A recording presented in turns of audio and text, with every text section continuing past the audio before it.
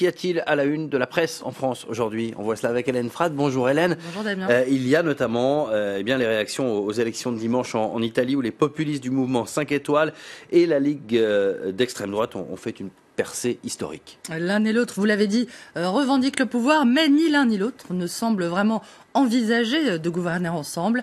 Allié à Silvio Berlusconi, le patron de la Ligue pourrait peut-être diriger le futur gouvernement italien, d'après Libération en tout cas, qui présente, on va le voir, Matteo Salvini comme l'Italien qui fait trembler l'Europe. Alors, qui va faire alliance avec qui? Quelle sera la coalition capable de former un gouvernement? C'est à voir aussi avec le dessin de Willem dans Libération, qui montre, on le voit, les vainqueurs assis à la table des négociations. S'y trouvent, entre autres, le parti fasciste, le parti xénophobe, le parti islamophobe et le parti eurosceptique. L'essor du néo-populisme ne serait toutefois pas propre à l'Italie, d'après Ilvo Diamanti. Ce chercheur italien évoque, toujours dans Libération, une tendance de fond observée dans toutes les démocraties européennes, une démocratie du ressentiment envers les élites.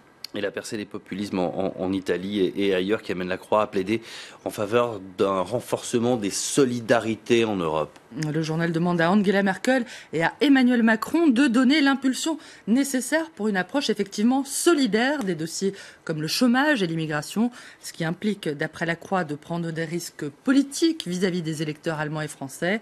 Mais c'est indispensable pour mettre fin à cette décrépitude de la construction européenne qui ne fera que des perdants, prévient le journal. Tandis que l'Humanité, qui accuse l'ex-patron du Parti démocrate, Matteo Renzi, d'avoir tué la gauche italienne en décidant notamment de réformer à marche forcée le marché du travail, évoque lui aussi une sanction italienne face à une Europe fermée à la solidarité et à la coopération. Face aux questions migratoires, l'Italie est restée seule, les démagogues trouvant là un boulevard, dénonce l'UMA. Plus d'Europe, donc une autre Europe. Mais quelle Europe? Pour le Figaro, qui évoque également l'extrême solitude de Rome et ses appels en vain à la solidarité européenne sur la question des migrants, Emmanuel Macron a bien fait le diagnostic hier en pointant la pression migratoire, je le cite, et le journal de demander si l'on va enfin en tirer les conclusions, si l'Europe finira par mettre un terme donc à cette supposée pression migratoire. Et alors, de son côté, l'opinion ce matin propose justement à Emmanuel Macron 7 leçons à retenir de ce scrutin italien. Le journal, on va le voir, qui montre l'atomium de Bruxelles, ployant sous le poids à la fois de la Tour de Londres, alias le Brexit, et celui de la Tour de Pise, affirme que, oui, l'économie italienne se porte mieux, en évoquant cette leçon à méditer de ce côté-ci des Alpes, le fait que le redressement économique est indispensable, mais que s'il n'est pas perçu par les électeurs au travers d'un meilleur pouvoir d'achat et d'emploi stable, il ne procure aucun bénéfice politique.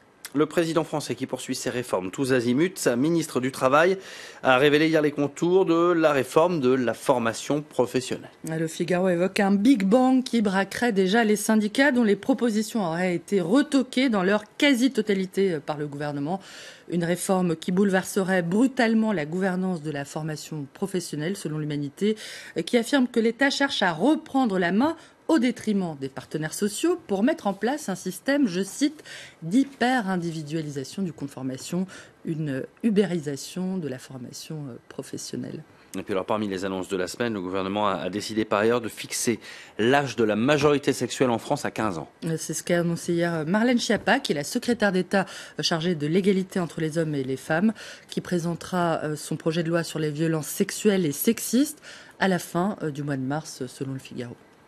Il est aussi beaucoup question à la presse ce matin, évidemment, de cette rencontre ce soir entre le PSG et le Real Madrid, match retour de 8e de finale de Ligue des Champions.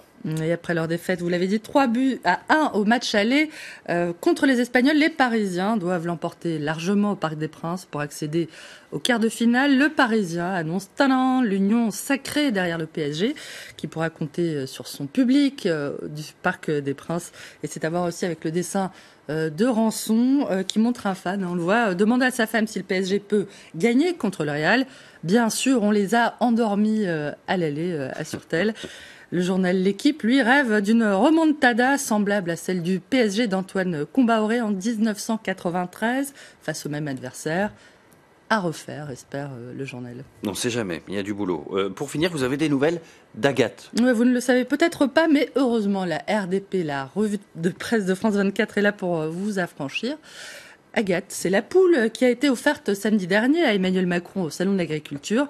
Eh bien, figurez-vous qu'Agathe, la poulette, a pondu hier à 15h28, très précisément, son premier œuf à l'Élysée. Une info en exclu mondial du Parisien. Que les amis de la cause animale se rassurent, Agathe n'est pas la seule gallinacée de l'Élysée. Toujours, selon le Parisien, le couple présidentiel aurait adopté une autre petite poulette qui aurait été appelée, elle, Marianne.